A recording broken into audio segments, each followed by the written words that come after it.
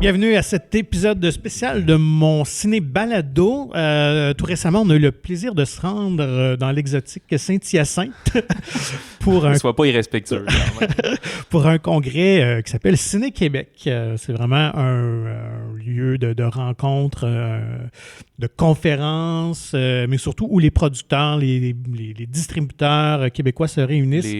Les opérants de salles, les propriétaires de salles aussi, également. Donc, qui réunit vraiment plusieurs acteurs du milieu du cinéma québécois, se rencontrent pour jaser évidemment cinéma, mais surtout faire connaître l'année de production, les projets qui sont en cours, qui vont sortir bientôt sur les cinémas, ceux qui se préparent. Donc, ça met vraiment un peu le cap là, pour l'année cinéma en question.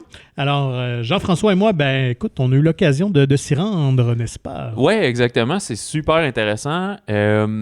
Cet épisode-ci du balado va donner un très bref aperçu. Disons, on a vu beaucoup de présentations de différents distributeurs de qu'est-ce qui s'en vient, comme tu mentionnais, beaucoup dans la francophonie du québécois, un peu du cinéma français également.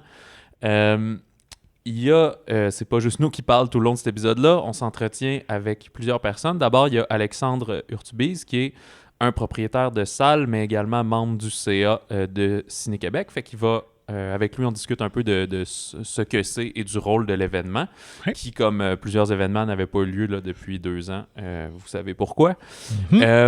Ensuite, on a pu parler avec plusieurs talents, comme on appelle ici, pour des productions qui s'en viennent, qui ont l'air très intéressantes. Oui, les producteurs, dans le fond, débarquent un peu avec des vedettes, disons ça. C'est ça, pour souvent voir des premières images. Et on a eu droit aussi à quelques visionnements de films là, complets qui prennent l'affiche dans les prochains mois. Donc, on a pu s'entretenir quand même avec quelques personnes, dont Francis Leclerc et le réalisateur, donc Francis Leclerc, et le scénariste Éric Kaboulian, qui nous parle du Plongeur. Exact, l'adaptation du livre de Stéphane Larue. On a parlé avec Kim Thuy, que son film Rue est présentement en tournage. Elle a écrit le livre, puis après ça, la magie s'opère. Elle ne travaille pas directement sur le film, mais écoutez, là, elle est passionnée. On a extrêmement hâte de voir ce film-là. On a parlé aussi avec India Desjardins. Oui, qui scénarise 23 décembre. India est une grande fan de films de Noël. Alors, elle voulait créer le film typique de Noël québécois. Avec des femmes fortes, bien en sûr, tête. En avant-plan. Et c'est vrai que ça manque dans le créneau québécois. Il n'y en a pas eu beaucoup. Même international, c'est ça. Donc, elle va nous jaser un peu de son prêt parce que ça a été long aussi. Ça a été complexe à amener ça au cinéma. Et puis, on termine ça aussi avec Catherine Chabot. Qu'on connaît du film Menteur, entre autres, mais elle fait du théâtre également. Et sa pièce Ligne de fuite va prendre l'affiche cet été au cinéma. Elle, donc, co-scénarise, co-réalise et joue une des personnages principales. Quand même. Fait que on vous présente tout ça. Nous, on a découvert encore... plus encore, il y a, on a vu Guillaume Cyr va être quand même à l'honneur dans plusieurs films cette année, là, lui qu'on a vu entre autres dans... Est-ce que c'est le nouveau Rémi Gérard? Peut-on le qualifier comme ça? Qui va être, entre autres, Arsenault et Fils qui va prendre l'affiche, je pense que c'est en juin. Il y a Bungalow avec Sonia Cordeau qui a l'air assez flyé là, sur des ovni, des jeunes trentenaires qui s'achètent une première maison puis qui pensent que les Renault va, disons, solidifier leur couple alors que c'est un gros défi, mais dans un visuel pas mal plus éclaté, là, la bande-annonce devrait être disponible. Là. Il y a beaucoup de bandes-annonces comme ça qu'on a vu que dans les prochaines semaines, ça va être disponible. Y a-t-il un autre film comme ça qui te revient rapidement? Non, je pense. On a vu comme tellement d'un coup. Il y a le Viking de Stéphane Lafleur qui est très intriguant. Ouais, nous, les films flyés, finalement, on aime ça. C'est un peu notre tasse de thé. On était très ravis de voir les premières images, donc ça promet énormément. Ouais, puis même les comédiens qui étaient venus présenter, c'était la première fois qu'ils voyaient la bande-annonce eux-mêmes, fait que tout de suite à chaud après leur poser quelques questions, puis t'es comme j'ai même pas digéré.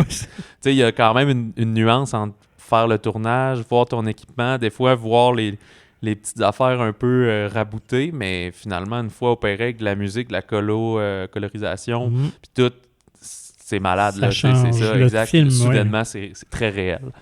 Fait que voilà, sans plus attendre, vu que ça va être quand même une bonne durée cet épisode-là. Ouais. Alors voici notre note spéciale pour Ciné-Québec 2022. Puis c'est un peu dans le but de ce balado-là, de proposer des choses, des épisodes intéressants, vous montrer un peu les dessous du cinéma, derrière tout le glamour des fois qu'on peut imaginer le cinéma. Ben, il y a quand même beaucoup de gens qui travaillent très très fort pour mener ce gros paquebot-là qui est le cinéma.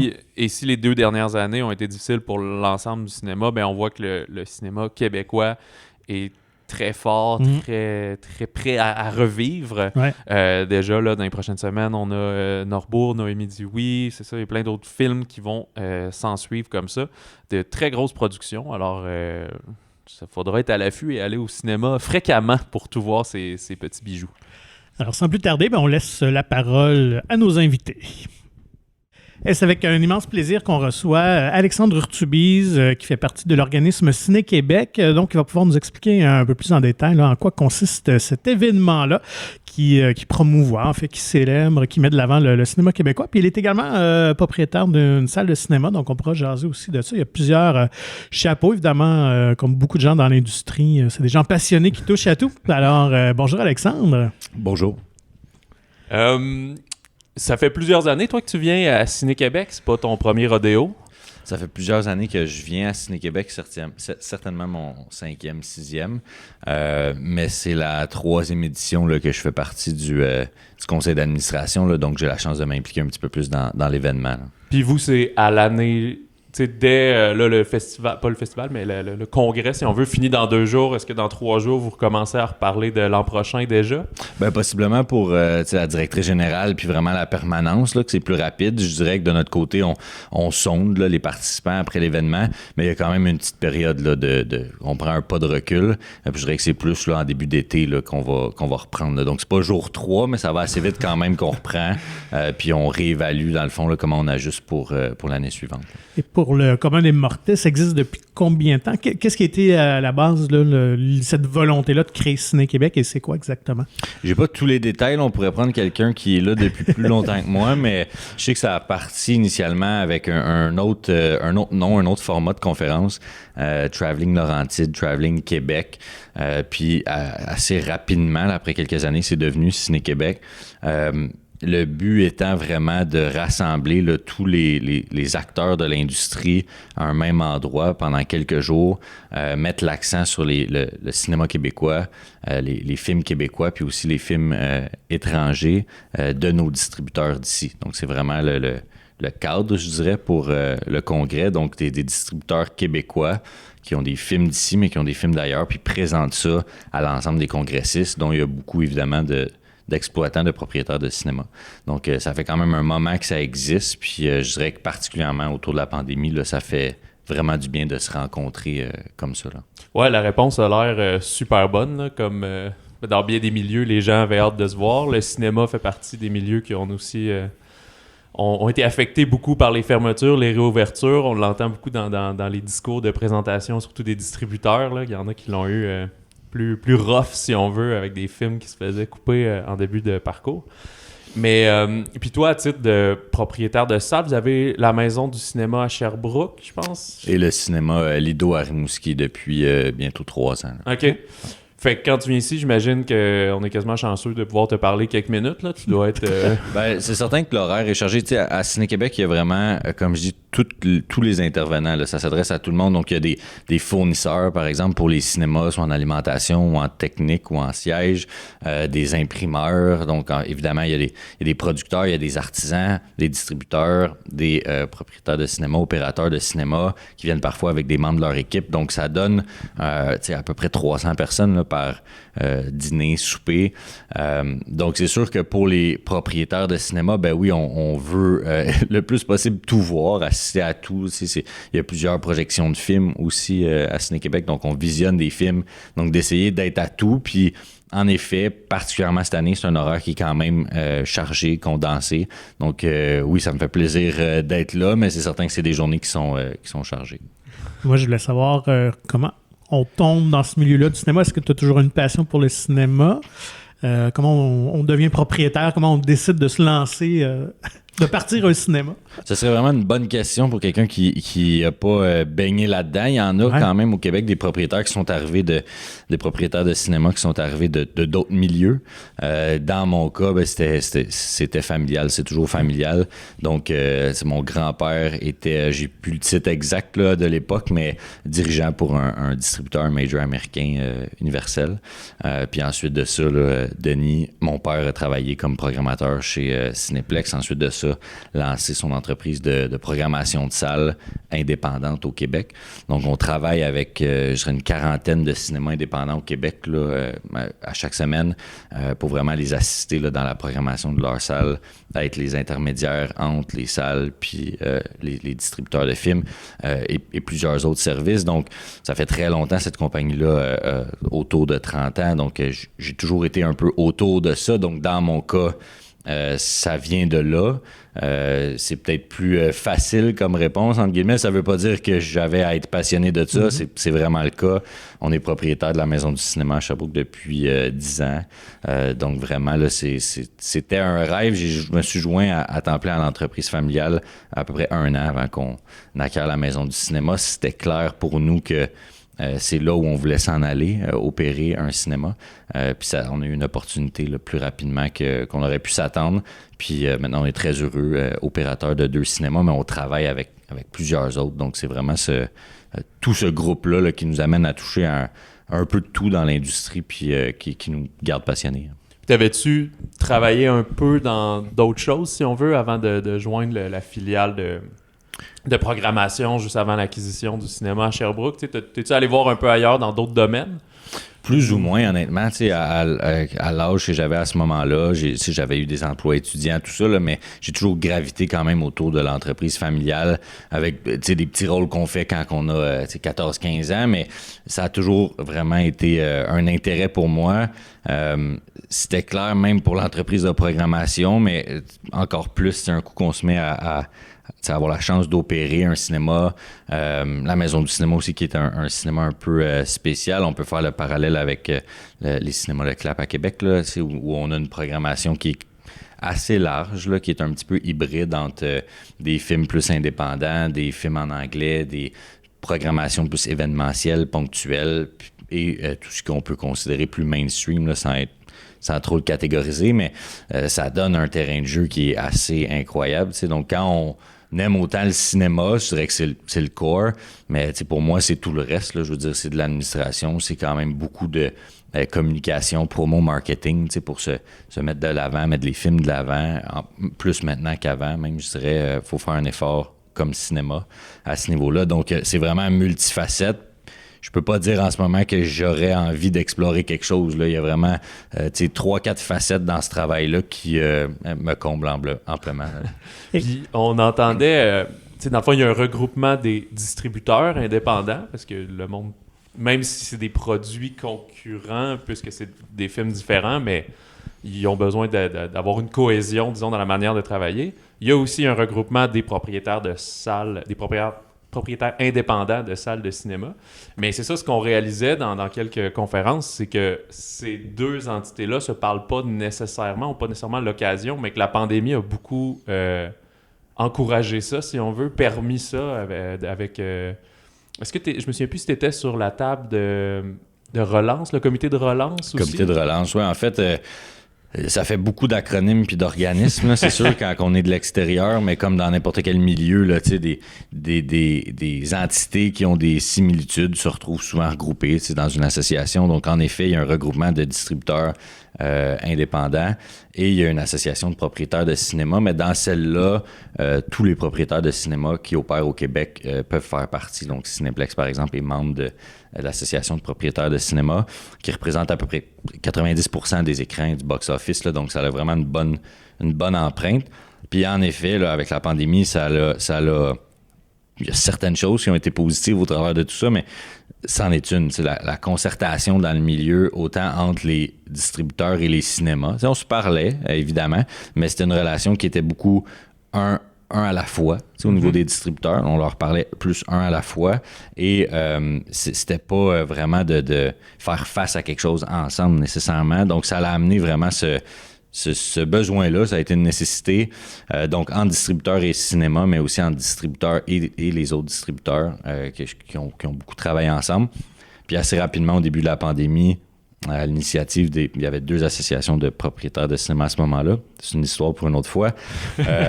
Donc, dans le fond, à l'initiative de l'association de propriétaires de cinéma, qui voulaient, les 2 associations voulaient se mettre ensemble au minimum pour faire face à la pandémie.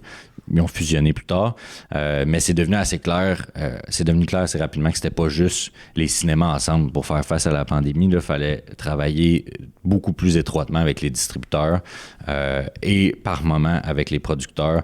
Donc c'est devenu le comité de relance, en fait, qui a été formé avec 3 mandats initialement, là, vraiment autour de l'opération des cinémas. Tu sais, on se rappelle maintenant, c'est rendu quelque chose qui est presque inné, mais quand on est en mars 2020, puis on apprend tout ça, là, on suit les points de presse, ben il fallait trouver une façon d'accompagner les salles dans la réouverture, les mesures sanitaires, essayer de créer une forme de standard au Québec pour dire, ben c'est pas que à la Malbaie, ils sont super sécuritaires, puis à un autre cinéma, eux, ils n'ont pas vu, ils n'ont pas interprété, ils n'ont pas vu ça comme ça, donc établir le contact avec la santé publique, avec des institutions pour vraiment avoir une base dans les cinémas. Il y a certains cinémas qui ont fait plus, mais au moins, on était capable de communiquer au public qu'on avait tous la même base. Donc ça a été important.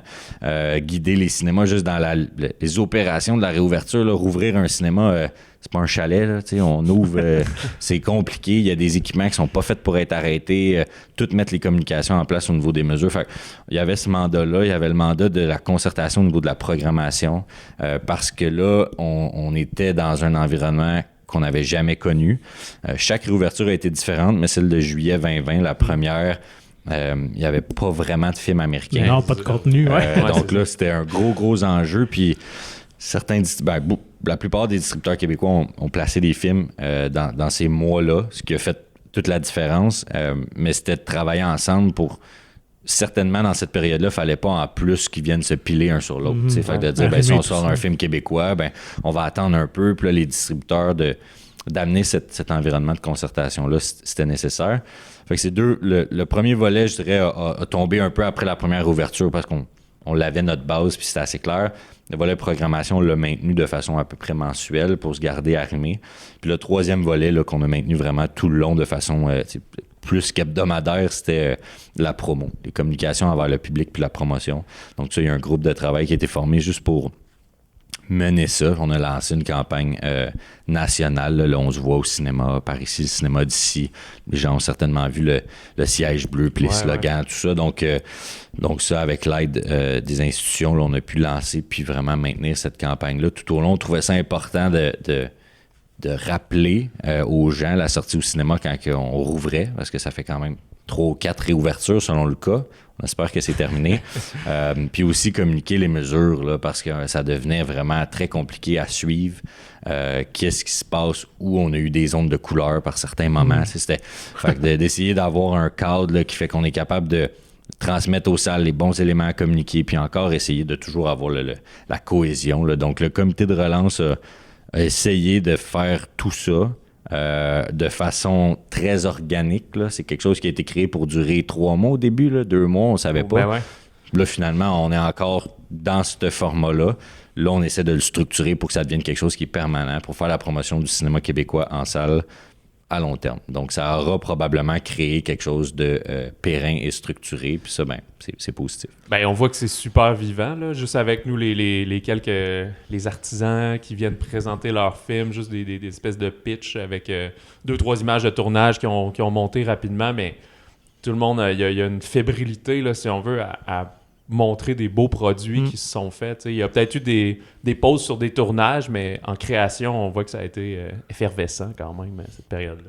Oui, ça s'est poursuivi. J'ai pas tous les détails, mais je sais encore là que les institutions ont été vraiment présentes rapidement pour être capables de supporter les tournages. Il y avait toute une question d'assurance que je connais moins, mais qui a permis de garder un momentum parce que c'est certain qu'on voulait, comme industrie, absolument éviter que le temps de la pandémie soit une pause de tournage, puis qu'après ça, on ait un creux massif quelque part dans les années qui s'en viennent. Donc, on a vraiment été capable les producteurs étaient capables de maintenir un rythme au niveau des productions. Puis ça, ça va faire toute la différence dans les mois, les années qui s'en viennent.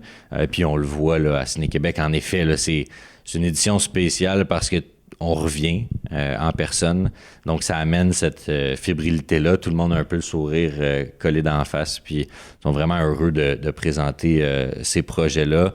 Il y a beaucoup de films en ce moment là, dans le calendrier. Donc, ça, c'est un autre sujet. Mais on sent quand même l'enthousiasme au niveau aussi des propriétaires de cinéma, des programmateurs, de donner la plus grande place possible à ces films-là. Puis, c'est du give and take, pour prendre l'expression anglaise, mais c'est un effet de balancier. Là. C'est certain que quand les distributeurs, les artisans sont aussi motivés, se promènent au Québec, il y a un effort soutenu au niveau des relations de presse, des entrevues, en faire parler. Ils sont contents de le faire ici, mais on le sent aussi là, quand ils font des entrevues puis ils se rendent disponibles, puis tout ça. Donc, c'est les deux, puis plus on arrive à donner cette visibilité-là au cinéma québécois, ben, plus le public veut le voir, plus les salles le programment, puis on essaie de créer une espèce d'effet de boule de neige avec ça. En plus de la pandémie, donc, qui a été très dure, il y a un autre gros éléphant dans la pièce qui est dur à ignorer, c'est vraiment évidemment la popularité des plateformes en streaming. Donc, ça serait quoi le plus grand défi des propriétaires de salles de cinéma face à ça, à ce géant-là? Ouais, réponds, là. Trouve la solution, là. La solution, c'est sûr qu'elle est difficile à trouver. T'sais, on voit que c'est un... Comment je peux dire ça? Je peux pas dire que c'est circonstanciel dans l'ensemble, mais c'est sûr qu'il y a une partie de la popularité actuelle qui est due au fait qu'on a tous passé beaucoup de temps à la maison. Nous, on a un travail à faire à rappeler aux gens le plaisir de la sortie au cinéma, à quel point c'est différent. Donc, tout ça, c'est un momentum qu'il faut regagner. On a des défis au niveau des publics aussi. C'est pas tous les publics qui reviennent à la même vitesse. C'est pas tous les publics qui sont rassurés. Il y a plein de nuances dans ça. Il y en a qui sont contents que c'est le passeport vaccinal qui est tombé dernièrement. Donc, il y en a qui sont heureux de ça. Il y en a qui sont « Oups », c'est peut-être... Moi, j'étais à l'aise avec ça. Donc, tu sais, ce que les gens pensent des mesures, puis de la sécurité, puis de... Tout ça, ça varie là, dans la population. Donc, on a ce travail-là à faire aussi de vraiment ramener tous les publics au cinéma. Par la suite, je dirais que c'est quelque chose qui, j'ai l'impression, c'est sûr que j'ai une fenêtre en particulier là, de mon point de vue, mais j'ai l'impression que c'est quelque chose qui va se stabiliser un petit peu au niveau de la... Ça me semble être clairement une guerre de contenu en ce moment-là. Donc, au niveau des plateformes, tout le monde achète tout le temps, n'importe quoi. Beaucoup d'argent. Au meilleur offrant. Là, beaucoup d'argent. On en discutait lors d'un atelier hier que c'est un enjeu même au niveau des distributeurs qui souhaitent acheter certains films pour les diffuser au Québec, au Canada, en salle. Quand une plateforme arrive, ben eux, c'est plus un enjeu de garder un certain nombre d'abonnés, rendre les actionnaires contents, puis d'être capable vraiment d'offrir, là, juste dire j'ai une nouveauté, c'est pas vraiment c'est quoi la nouveauté mission, ou c'est j'ai une nouveauté, j'ai quelque chose, puis de garder le carrousel d'accueil tout le temps nouveau. Donc je crois que c'est une particularité en ce moment où cette guerre-là, il y a beaucoup de plateformes là, dans le marché nord-américain. Ça va éventuellement se placer un petit peu, puis je pense même pour ces plateformes-là, ça va devoir se placer, parce que cette guerre-là, à un moment donné, c'est une ballonne qu'on gonfle. Donc il va falloir à un moment donné que ça se place. Mais c'est sûr qu'en ce moment, la pandémie a agi comme, je veux dire, du gaz sur le feu là, au niveau des plateformes. Là, clairement, là, on en parlait, une plateforme qui se lance, Disney+, en plein dans la pandémie, ben ça crée toutes sortes d'enjeux. Ça a été une croissance fulgurante. Tout le monde est à la maison, mais ça crée des enjeux aussi où est-ce qu'il y a des films qui, quand tu as ta plateforme, puis là, tu veux garder des abonnés pour avoir le dessus sur les autres plateformes, là, il y a des films qui... sortent sur la plateforme ou des fois à des tarifs de location à 30 $, 35 $. Il y a toutes sortes de modèles qui ont été testés.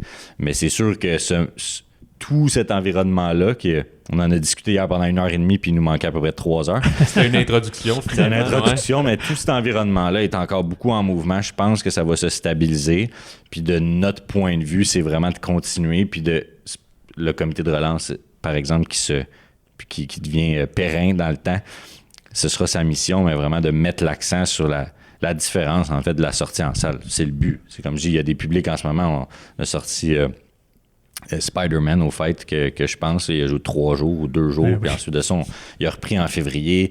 Batman en ce moment, Au revoir le bonheur, qui a réussi quand même à attirer son public. Donc, je nomme des films au hasard, mais quand les films sont des moteurs d'achalandage, ça fonctionne. Là, c'est vraiment de rappeler à l'ensemble du public là, la différence de la sortie en salle. Puis ça, ce sera un effort qu'il faut faire. Puis on le sent dans un paquet de milieux en ce moment. Là, le spectacle, tout ça, il y a des habitudes, veux pas. Ça n'a pas duré 3 mois, finalement. Ça a duré beaucoup plus longtemps. Malheureusement. Donc, les habitudes, il faut les rebâtir. Mais tu sais, on disait la même chose à l'époque, des cassettes vidéo, des clubs vidéo, que le cinéma était pour mourir, puis finalement, toujours là, toujours aussi populaire. Donc, je pense que ça va faire partie quand même de notre ADN. On va toujours vouloir aller voir des films sur grand écran et partager ça avec des gens dans une salle. Puis tu sais, même toi ou nous, tu sais, des fois, on a accès à des screeners, tu checkes ça sur ton ordi, puis... C'est pas la même chose. Le même film, si je le vois en salle, je l'aime toujours plus. Juste pour l'expérience, l'ambiophonie, l'immersion finalement. Genre. Oui, tout à fait. Je pense aujourd'hui aussi, c'est mon point de vue, mais c'est l'absence ou presque de distraction. Là. Ça fait une grosse différence. Là, on est sollicité de partout. Là. Écouter un film en regardant ton cellulaire ou faisant 2-3 trucs en même temps, là, le lavage, puis tu finis en disant « c'était correct ». C'est ça. Tu t'en souviens pas trop, tu l'as pas absorbé de la même façon. Pour un cinéma ou un propriétaire de cinéma, on veut que les gens regardent aussi à la maison. Là. Je veux dire, on sait que les gens viennent pas voir tout ce qu'ils voient comme film au cinéma. La cinéphilie se construit pas juste au cinéma, mais clairement que c'est l'expérience augmentée. C'est le même parallèle que tu peux cuisiner de quoi d'excellent chez vous, mais sortir au restaurant, c'est une autre expérience. Tu te l'offres puis tu vis quelque chose de particulier. Donc, il faut vraiment, comme je disais, mettre le plus possible l'accent là-dessus, puis de travailler à aller chercher tous les publics, en fait, avec ça. Comme je dis, Au revoir le bonheur, c'était encourageant parce qu'on voyait que c'est pas un public Au revoir le bonheur de 15-25. J'aime pas ça mettre des chiffres sur mon domaine. Mais, tout le monde a le droit de tout aimer. Là, mais exactement. Mais c'est sûr que le public était de retour, puis ça, c'était encourageant à voir. Là. En effet. Merci Alexandre pour ton temps, puis bonne continuité de Ciné-Québec. Yes, merci à vous deux. C'était vraiment le fun. C'est avec un grand bonheur qu'on reçoit Francis Leclerc et Eric Caboulian qui sont présents ici à Ciné-Québec pour nous parler de leur prochain film, Le Plongeur. Donc, qui veut prendre la balle au bon, nous expliquer de quoi nous parle Le Plongeur? Allô? Vas-y, Francis. Ouais, je vais ouvrir la patente. Ouvre la patente. Écoute, c'est un roman, Stéphane Larue. Ouais. Donc, un roman gros succès. Beaucoup de gens là, qui nous écoutent l'ont lu ou vont le lire bientôt. En tout cas, ou ils l'ont vu passer sur une table à quelque part chez des amis. Super roman que moi j'ai adoré, que j'ai lu en 2 jours. Puis ma blonde elle me l'avait passé en me disant « Je pense qu'il y a un film à faire ». Fait qu'on était plusieurs à vouloir faire le film Le Plongeur. Histoire courte, écoute, je me ramasse à le faire finalement. J'ai résumé, j'ai skippé des affaires. J'avais pas vu ça venir. Une longue bidding war. Un jour, j'expliquerai comment le trajet. Et Eric est arrivé assez rapidement dans le processus parce que je me cherchais un co-scénariste en fait. Fait que pour la première fois de ma vie, j'ai fait des auditions de scénaristes. C'est ça, parce qu'on se demandait, tu sais, Eric, t'as un passé plus d'humour. Oui, absolument. C'est ça, Les Barbares étaient un petit peu plus dramatiques, mais sinon, t'as travaillé avec Émile Godreau. Puis, c'est vraiment mon background sur De Père en flic 2 qui m'a donné la job sur Le Plongeur. C'était vraiment ça qui a fait comme ce gars-là. C'est ça. Non, oui, c'est ça, une audition de scénariste que j'avais jamais faite. C'était comme Star Academy. Comment ça se passe? Mais c'était pas comme pareil. 3 personnes d'une pièce, puis comme vous avez une demi-heure pour écrire 4-5 pages. Non, c'était pas ça. Là. Il nous a rencontrés, puis en fait, c'était vraiment jason de comment on voit ce livre-là sur un écran. Puis comment on... Puis je pense que avec Francis, on voyait un peu la même énergie, je sens. Il y avait quelque chose de... On avait lu ça, puis à travers le 600 pages, qui est quand même très touffu, puis qui est quand même... C'est une bonne brique, avec bien des personnages. On voyait que le corps de ça, il y avait une énergie qui était là, puis qu'il fallait qu'on tienne, puis il y avait aussi la jeunesse, c'était cette énergie-là de jeunesse, en fait, puis c'était une ride, ce film-là, puis on parlait déjà de Scorsese un peu ensemble, fait que je pense que c'est ça qui a fait que lui, Mané, Francis a dit, j'aimerais travailler avec toi, pendant que je marchais sur René Lévesque, puis j'ai fait, waouh, je suis content. Ouais. Mais c'est une affaire, j'ai vu des gars, des filles, mais j'ai l'impression que le film, c'est vraiment une grosse énergie de gars de 20 ans, puis je pense que c'est bon que ça soit... scénarisé par 2 gars qui ont passé par là. En tout cas, je dis pas que... Il y a plein d'histoires. Je pense que ça prend des histoires, c'est des scénaristes filles. Puis je pense que Le Plongeur, je pense que c'est juste bien que ça soit aussi quelqu'un qui m'aide à écrire ce projet-là qu'il soit pas impressionné non plus tant que ça par la grande qualité du roman. C'est une chose, mais Éric, il a réussi à voir au-delà de la qualité du roman, c'est-à-dire qu'est-ce qu'on peut en tirer pour faire un film. Et c'est ça que moi, je voulais entendre des gens que j'ai rencontrés. C'était, oui, c'est beau, tu as un amour du roman, c'est super, mais c'est toute une affaire le passer à 133 pages de 650 et on s'entend que c'est pas du copier-coller au hasard. Fait que c'est un gros travail d'adaptation que Éric a fait beaucoup plus que moi en fait parce que j'y ai laissé la scénarisation plus ça allait puis j'ai fait man vas-y. On a fait toute la structure ensemble en fait. On a beaucoup parlé de ce qu'on aimait moins. Mais même le scène à scène, on avait des réunions hebdomadaires où est-ce qu'on prenait des croissants puis pas des croissants, c'est des chaussons aux pommes. Des chaussons aux pommes. Qu'on mangeait puis mais tu sais avec la structure, on a tout fait les deux. Ouais. Mais c'est vrai que quand est venu le travail de dialoguer le scénario pour faire la première version, mais c'est pas mal moi qui est parti avec ça après. Puis Francis nécessairement me donnait de son input. J'étais le premier lecteur, puis c'est super. Puis, on a beaucoup jasé pendant. Écoute, ça a pris 3 ans quand même. Ça a été long. C'est ça, je me demandais. Fait que dès qu'à peu près le roman est sorti, t'es tombé dedans. Puis, il y a eu la course à avoir les droits du roman parce qu'il y avait beaucoup de gens intéressés. Puis j'ai gagné l'histoire brève qu'on a skippé. C'était l'histoire que j'ai skippée. Là, puis, mais à un moment donné, tu travailles pour vrai là-dessus. Puis tu développes, puis le film, il est financé, puis finalement, tu le fais. Puis Éric est toujours très proche encore, parce que c'est un film à voix off, donc c'est un film qu'on va tout réécrire aussi, parce que je te dirais ce que je me demandais, pour je vais pas braguer, mais je l'ai lu, tu sais. Puis j'en lis genre 2 par année, fait que il est très select. Bravo. C'est juste lu lui, parce qu'il est 600 pages. Fait, ça va être lui pour cette année, puis on verra. Puis un bon film qui s'en vient. Moi, j'attends le film, justement. Mais c'est un récit qui est très descriptif. Tu lis ça, puis tu feels plongeur. Puis pour ceux qui l'ont pas lu, il n'y a pas eu de séquence sous-marine. Là. C'est vraiment un plongeur dans les cuisines, dans les restos à Montréal.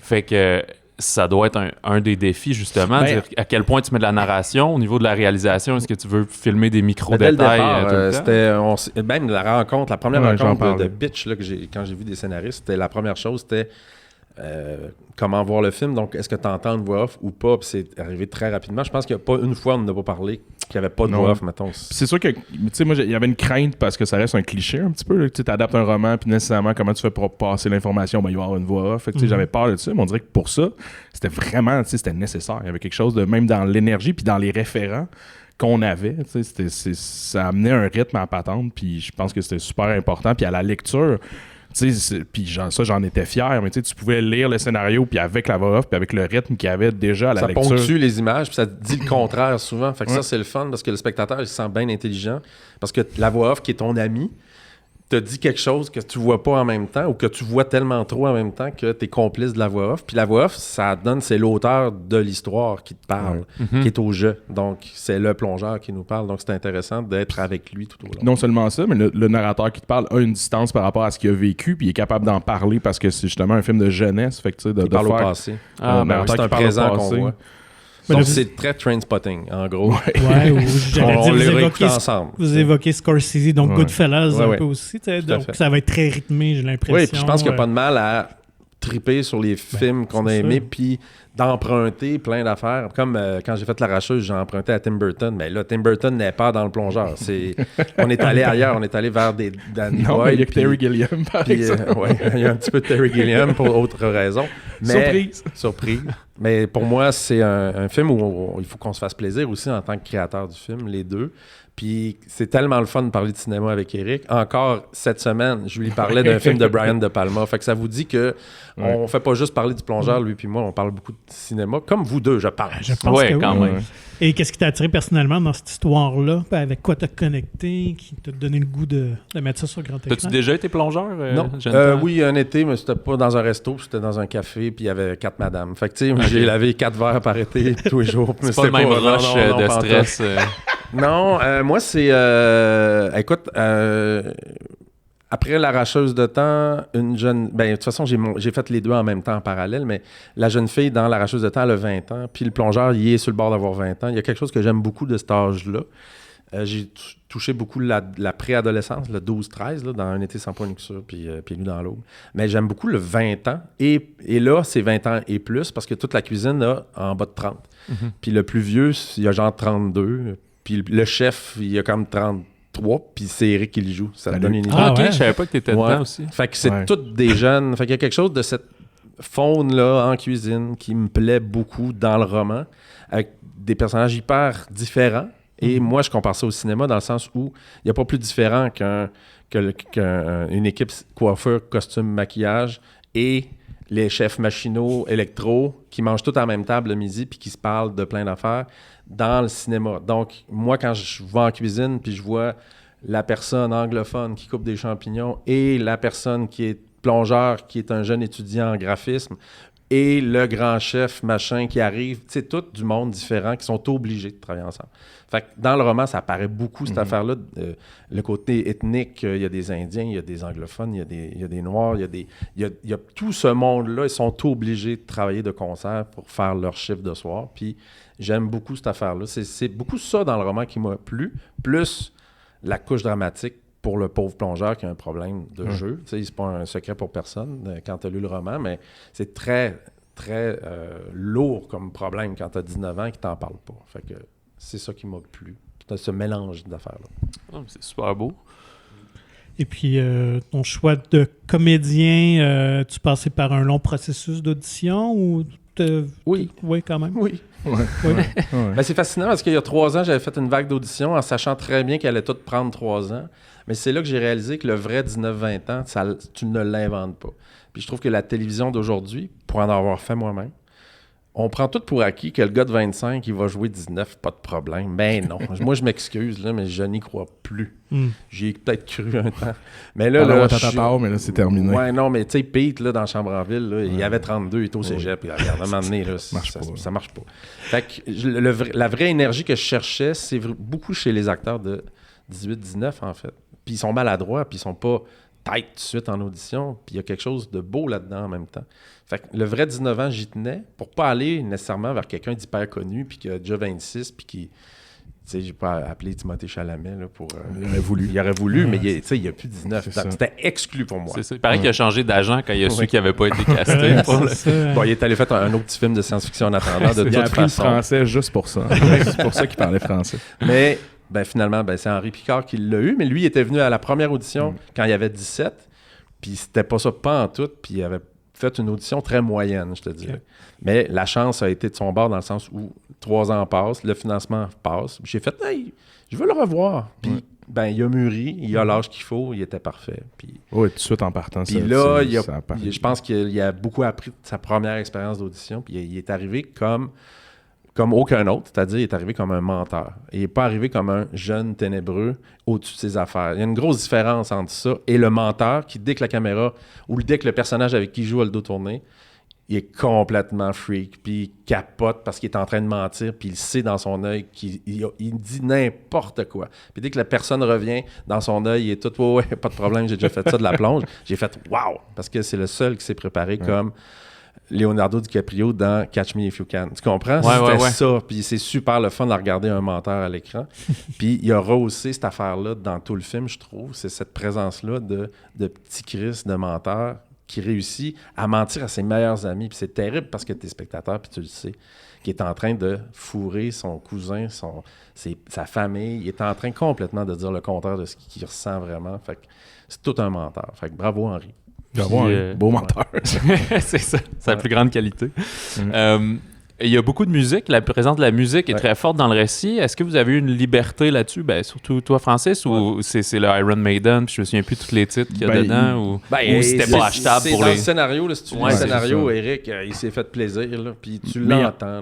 Il y en avait dans le roman, puis tu sais, des fois des trucs marquants que... En fait, c'est ça, avec un roman qui a fonctionné comme ça, puis que les gens ont aimé, à un moment donné, il faut que tu ailles à l'essence aussi de qu'est-ce qui a marqué, puis nécessairement le métal, les gens en parlent, ça fait partie de la couleur du roman. Puis il y avait des chansons dans le livre que c'est comme, évidemment que ce serait le fun d'essayer de les mettre, puis qui sont nommées. Moi, j'ai quand même écouté, en tout cas, moi moins, mais mes amis écoutaient beaucoup de métal. Fait que je connaissais quand même cette talle-là. Fait que, tu sais, en l'écrivant, puis même pas juste du métal, à un moment donné, on s'est gâtés aussi, puis on est allé en dehors de ça. Puis, tu sais, j'en ai mis, puis j'en ai proposé dans le scénario. Je fais ça de plus en plus, comme ça force les gens à les chercher puis à faire, au moins essayer de les avoir. Mais fait qu'il y en a plein, là, tu lisais le scénario, puis il y en avait plein. Puis ça, c'est le fun, parce que ça donne une couleur, puis c'est le fun d'avoir les sous aussi pour se le permettre, puis de le faire. Pour ça, il faut, dès le départ, avant même que tu fasses la première journée de tournage, dès que tu as ton financement, tu te dis, on met tant d'argent de côté, on n'y touche plus, les amis. C'est important. Moi, j'ai pas de musique originale. Tout l'argent va dans des droits musicaux. Donc, oui, du métal, mais beaucoup de la musique de 2000, 2001. Et ça marque l'époque complètement. Et c'est tellement le fun. Puis là, je pourrais dire plein d'affaires parce que je sais ce qu'on a à date, mais je te dirais que 90% de nos demandes sont exaucées. C'est formidable. Donc, ça en jette en esti dans un film québécois quand tu as tout ça d'une claque dans un film de 2 heures quelques. C'est vraiment le fun. C'est sûr que notre référence qui est tellement réussie au Québec, c'est Crazy. Ben oui. Ouais. Et moi, j'ai des morceaux équivalents dans le sens où ça marche. Puis je trouve que les créateurs à qui on l'a demandé, parce qu'on a une sensibilité, je pense, Éric et moi, beaucoup Éric, en fait, dans les choix qu'il a décidé, même dans le scénario, de mettre. Quand on va vérifier, c'est fou comment les auteurs à qui on parle, qui sont très connus dans le monde, là, ils veulent un résumé, c'est quoi la scène. Moi, j'ai écrit directement à des gens que je nommerai pas, mais dans mon français, là, j'ai mis ça poétique pour que ça marche. Puis je reçois une réponse positive 17 jours plus tard, comme on a compris, ils ont traduit l'affaire, là, les gens qui s'occupent des droits, mais ils ont compris l'essence que je voulais. Ils sont touchés que ça soit un film indépendant, pas un Marvel où ils font « on va t'aider, votre film, il a l'air super ». Puis rajoute à ça la couche métal, toutes les bandes de métal font « wow ». C'est sûr. On peut dire, mettons, Iron Maiden, ils sont contents, là. Je veux dire, ils vont en avoir.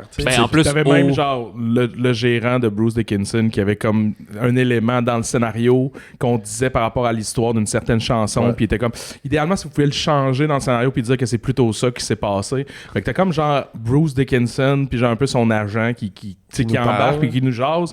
Stéphane Larue, l'auteur du roman, il était fou comme la merde. Il était comme lui, il va envoyer des copies parce que son livre est traduit. Puis il est comme, je veux envoyer des copies à tout ce monde-là. Oui, on a les adresses, nous autres. Go. Il veut devenir chum avec ces gars-là. C'est ses idoles de jeunesse. Ben, je comprends. Mais là, ton chandail, Éric, ton t-shirt d'Iron Man, c'est accidentel ou c'était voulu ce matin? Non, je l'ai mis aujourd'hui parce qu'on a les droits de cette pochette. Donc, l'œuvre. En fait, c'est Bonnie qui porte ce gilet-là dans le film, le personnage féminin. Ah, OK. Ah, ben oui, puis ça prend, vu que c'est un visuel qui existe, ça te prend l'autorisation. Puis là, c'est pas. En fait, l'autre couche qu'on aime beaucoup dans le film, c'est que on a dégagé les droits pour avoir toutes les vraies pochettes. Fait que quand on parle d'un band de métal, c'est un vrai band de métal, puis c'est des vraies affiches de Metallica, puis c'est les vraies affiches de whatever. On a eu plein. C'est un long travail, 1 an d'avance, là, de tout faire ça. Là.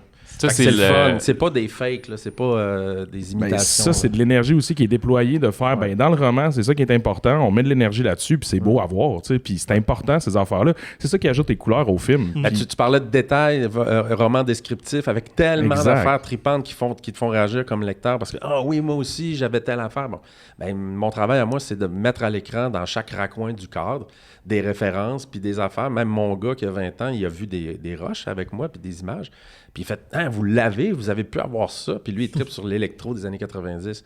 Fait que là, il y a des affiches de bandes électro des années 80. Lui, il capote, là. Il fait « Mon Dieu, c'est ton meilleur film à vie. » Mais tu sais, c'est des références très... ça a l'air con, mais c'est du travail de demander des droits pour chaque affaire. Puis c'est pas une fortune, c'est juste des efforts, des attentes. Exact. Puis je te dirais, le niveau de réponse est excellent parce que le film est bon. Ben, le film est intéressant. Il va être bon. En tout cas, ça, on verra. D'ailleurs, avez-vous fini le tournage? Est-ce que c'est complété? Il reste 3 jours en mai. Okay. Donc, une partie d'été, en fait, printemps-été, qui est importante dans le roman. Mais 95% du film. Le corps est pas mal tourné. C'est 11 jours sur 30 en cuisine. Ça donne une idée de la proportion. Ça a été toute une affaire, là, pour rentrer dans la technique, mais on l'a construit, la cuisine au complet, la salle de prêt. C'est pas un vrai resto. C'est plus simple comme ça. C'est compliqué, mais simple, mais c'est magnifique parce qu'on pouvait enlever les murs. Fait qu'on est dans le mur tout le temps, en fait. Un plongeur, c'est face à quoi? Un mur, on va se le dire. Ouais. Fait que notre mur, nous autres, on l'enlevait, on est dans sa face tout le temps, puis on voit toute la cuisine en arrière, fait que c'est magnifique. Mais il n'y a aucun resto à Montréal qui a une plonge ouverte. Là. Ça n'existe pas. Est-ce que tu t'es inspiré d'un restaurant particulier pour créer ton en fait, le Misto, qui est maintenant, je ne sais plus le nom, mais c'est un petit resto. C'est un petit café sur Mont-Royal. Donc, on a retrouvé plein de photos, on a retrouvé les plans du Misto, puis on a rebâti un peu le Misto, mais arrangé pour le cinéma. Donc, plus haut de plafond un peu. Les sous-sols de Montréal, c'est fou, les cuisines, les endroits dans lesquels ils travaillent. Là. C'est du 6 pieds flush. Le moindrement que ton cuisinier 6 pieds 2, il a mal au dos toute la journée. Fait que on s'est donné un peu plus de... D'ailleurs, shout-out au directeur artistique qui est juste incroyable. Ouais. La DA, tu peux pas penser que c'est un décor, mais c'est tout un décor. Fait que c'est impressionnant le travail qu'il a fait. Mathieu Lemay, pour ceux que ça intéresse. J'ai hâte de voir ça en maudine. Ouais. Je reviens un petit peu à l'histoire du scénario, au thème du scénario. Mais Eric, il me semble que tu as écrit plus des histoires originales jusqu'à présent. Oui, c'est ma première adaptation. Est-ce que c'est vraiment plus difficile ou plus stressant? Ou... Ben, c'est nécessairement plus stressant parce que t'as la couche de faire un scénario déjà à la base, quand même compliqué. Mais là, tu rajoutes la couche de si tu veux d'une part plaire à ceux qui l'ont aimé, puis c'est devenu un best-seller pour des raisons. Puis c'est d'aller chercher, comme j'espère qu'on prend les bonnes raisons puis qu'on les met à l'écran. Mais c'est aussi de faire plaisir puis en fait, de respecter le travail de Stéphane, puis qui est incroyable, puis ce gars-là est incroyable, puis ça a été vraiment un gros coup de cœur. Puis c'est comme, au final, on veut que ce gars-là il soit fucking content, mais lui, en plus, il nous laisse beaucoup de latitude, puis il était beaucoup dans faites votre film, puis on était comme, certes, mais il y a quand même une base dans ton roman qu'on veut adapter parce qu'il y avait quelque chose là, Fait que c'est comme deux couches de, tu veux bien faire pour ce gars-là, tu veux bien faire pour les fans, puis après ça, il faut que tu fasses ton histoire aussi à travers ça, notre histoire, puis qu'est-ce qui nous plaisait là-dedans. Fait que c'est comme un travail à bien des couches, mais c'est vraiment comme le fun. Là. C'est un challenge incroyable. Fait que ça a été il est super proche de nous, mais il n'a pas voulu s'en mêler. Ouais. Ça, c'est une qualité énorme. Il ne voulait pas replonger dans cette histoire-là pour plein de raisons personnelles, mais je pense que le fait de l'avoir disponible pour nous, n'importe quand, il répond en 1 heure là, sans problème à toutes nos questions. Fait que c'est devenu un super bon chum, en fait. Puis il est venu au rap party la semaine passée, puis il capotait de voir les images parce que j'y envoie des affaires tranquillement, mais lui, de voir prendre vie ses personnages pour vrai, tu sais, c'est un premier roman. Le gars, il pensait pas un jour qu'il allait avoir un film sur un de ses écrits. Fait que c'est comme... Puis c'est un grand cinéphile. Puis c'est un plaisir de parler de cinéma avec ce gars-là. Fait que c'est comme il y croit pas encore, tu sais. Puis il nous aime beaucoup, je pense aussi. Fait que ça aide. Fait qu'il y a quelque chose de... Moi, je sais que je l'avais marqué avec Un été sans point de coup, puis il est plus jeune que moi. Puis c'est un film important dans sa vie. Puis quand moi, j'y ai écrit direct pour adapter, ça l'a touché parce que t'es-tu vraiment Francis Leclerc, le gars qui a fait Un été sans point de coup? Fait que pour lui, c'était comme wow! Mais moi, je savais pas ça. Fait que c'est touchant de savoir que dans son histoire personnelle, il y a une affaire que j'ai faite dans la vie qui a été importante dans sa vie. Fait que tout est dans tout. Voilà. Ouais. Est-ce que vous pouvez nous révéler déjà une date de sortie? Est-ce que c'est pour 2022 ou 2023? Juin 2022, ça s'en vient. Non? C'est ça. C'était 2023, là, dans le petit truc qu'on présente à soir. Là, parce qu'il y a beaucoup de films qui n'ont pas sorti. J'ai l'impression qu'on passe les priorités, là, dans le sens où moi, il va être prêt. En fait, je pense que la stratégie, c'est qu'il fasse des festivals cet automne. Puis, OK. Moi, je pense qu'il va être pas mal fini. Il faudrait que je rouvre mon calendrier de post-prod. C'est pas grave. De toute façon, commettez-vous pas à As-tu déjà commencé le montage? Oui, c'est comme demain, je passe la journée là. Puis, j'ai vu 40 minutes à l'heure. Oh shit. Okay. Ouais, c'est bon, Eric. OK. Ouais, c'est pour ça que je suis comme un peu détendu. T'es excitant? Ouais. Mais la vraie question, c'est est-ce que le personnage de Bob le chef va rester? Spoiler il est là, comme son esprit reste là, mais il a peut-être été combiné avec un autre personnage. Je comprends que même dans le récit, on dit 600 pages, c'est pas le personnage. Il y a beaucoup de personnages. Je pourrais dire il y a 10-12 personnages qui ne sont plus là et qui sont mixés avec... l'esprit de Bob, il est là, par exemple. Il a été mergé avec un autre personnage. Parfait. Merci beaucoup, les gars. Puis on a très hâte de voir ça et tous tes projets, Eric, aussi, également. Il fait tout le cinéma québécois. Tout le cinéma.